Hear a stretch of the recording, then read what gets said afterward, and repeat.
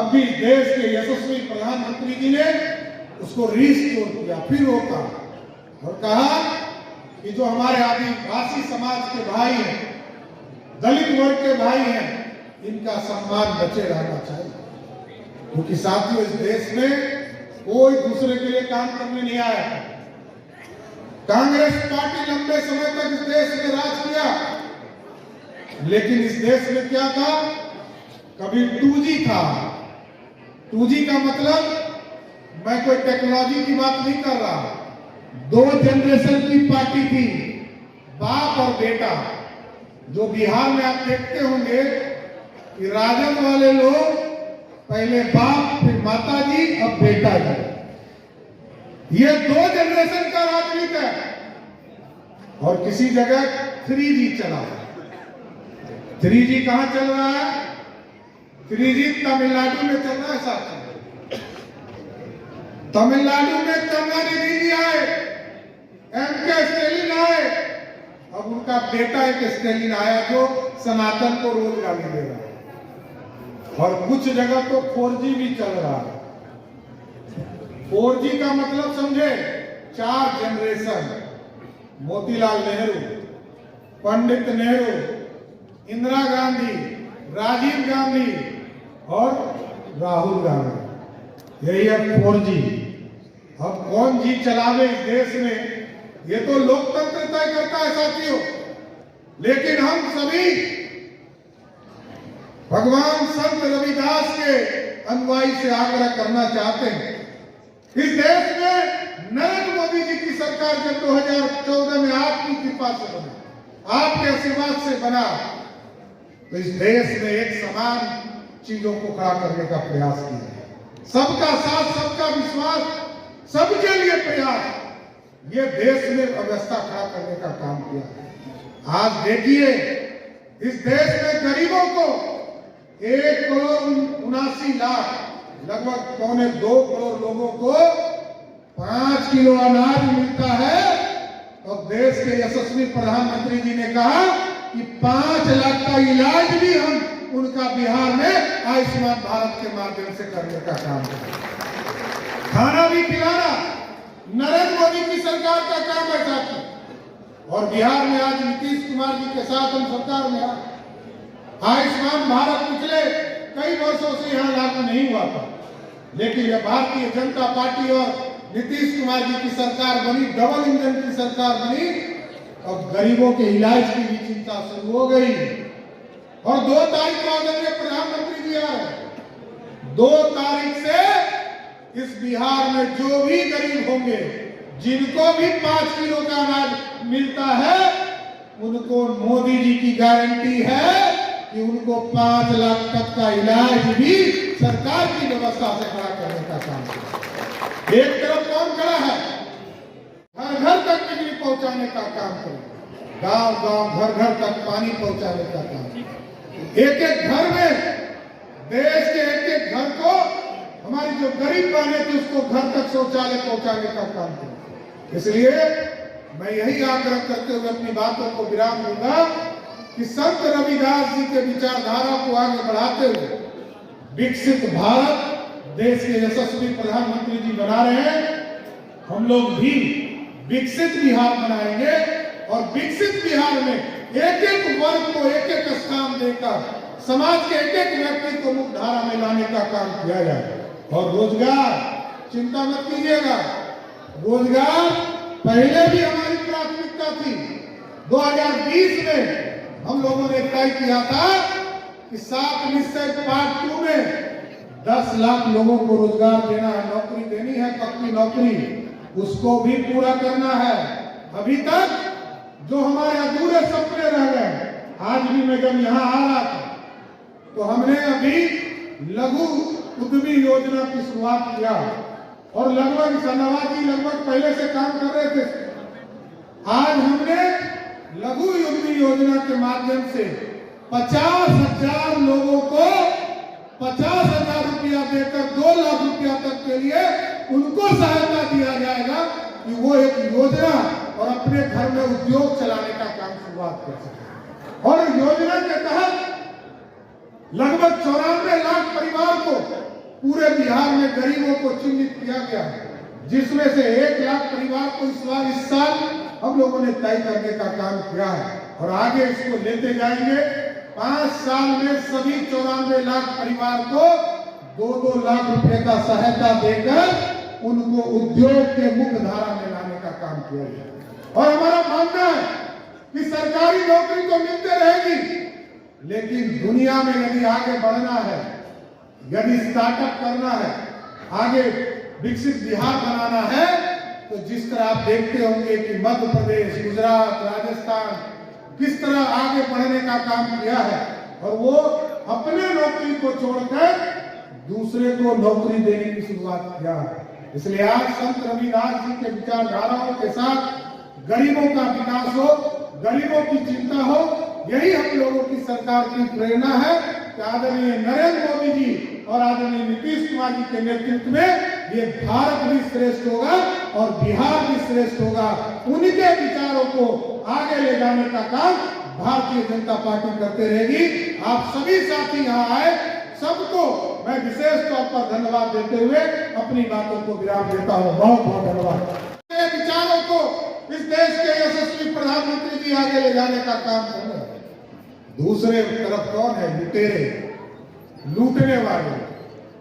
एक ने 4 दशक से इस देश को लूटा जो कांग्रेस पार्टी है, और दूसरे तरफ जो 2G वाले बिहार में है, जिनका परिवार, वो लोग कहते हैं, बाप कहता था कि हमारा पार्टी का नाम माई पार्टी है, माई समीकरण से चलने वाला है। अब बेटा कहता है बाप समीकरण से पार्टी चलेगी। अरे हम लोग तो कहिए रहे हैं कि आपकी पार्टी माइये और बापे की पार्टी है, दूसरे किसी की पार्टी नहीं है। ये भारतीय जनता पार्टी ही लोकतांत्रिक पार्टी हो सकती है। राष्ट्रीय जनता दल का मतलब ही होता है माई बाप की पार्टी, भ्रष्टाचार की पार्टी, लुटेरों की पार्टी। क्योंकि याद कीजिए साथियों, लालू जी कहते थे कि हम बिहार में रानी के पेट से राजा पैदा नहीं होगा, और आज वही कह रहे हैं कि रानी के ही पेट से राजा पैदा होगा। लोकतंत्र खत्म हो गया और आज कहते हैं राष्ट्रतंत्र स्थापित करो, कर्म करने दो, व्यवस्था खड़ा कर दो। लोग, जनता जानती है बिहार की स्थिति को। इसलिए साथियों, मैं यही आग्रह निवेदन करूंगा। विधानसभा का सत्र चल रहा है, थोड़ा लंबा चल गया है, लेकिन मैं जरूर आग्रह करूंगा आप लोगों से कि संत रविदास के विचार इस देश में कभी भी समाज के अंदर जो दूरियां पैदा करने का प्रयास लोगों ने किया, उस दूरी को खत्म करने का काम किया। और आप सोचिए कि एक मुस्लिम वर्ग के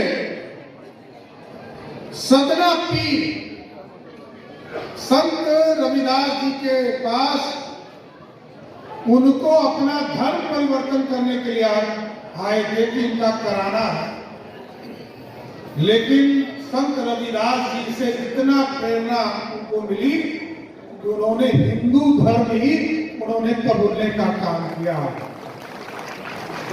और ये आज की बात नहीं है, आज देश में यशस्वी प्रधानमंत्री नरेंद्र मोदी जी के नेतृत्व में पूरा सनातन आगे बढ़ रहा है। समाज के एक एक वर्गों को आगे बढ़ाने का काम किया जा रहा है। लेकिन आप सोचिए कि 1376 ईस्वी में कोई व्यक्ति जन्म लेता हो और जिस समय आतंकी के तौर पर, लुटेरे के तौर पर हिंदुस्तान जो लूटने आते थे, वही हम पे राज करने लगे, उनको समझाकर सनातन बनाने का काम किया। इससे बड़ा महान काम संत रविदास जी के लिए कुछ नहीं हो सकता। ऐसा अपने विचारधारा, अपनी बातों को दूसरे को मनवाना, इससे बड़ा कुछ नहीं हो सकता। और वो स्वयं कहते थे कि कोई व्यक्ति जन्म से किसी जाति में जन्म ले सकता, लेकिन यदि ज्ञान अर्जन कर लिया तो वो पंडित से भी आगे बैठने का हकदार बन जाता है। इसलिए यही समाज है जहां ज्ञान अर्जन करने का, ज्ञान देने का काम सभी हमारे संतों ने किया।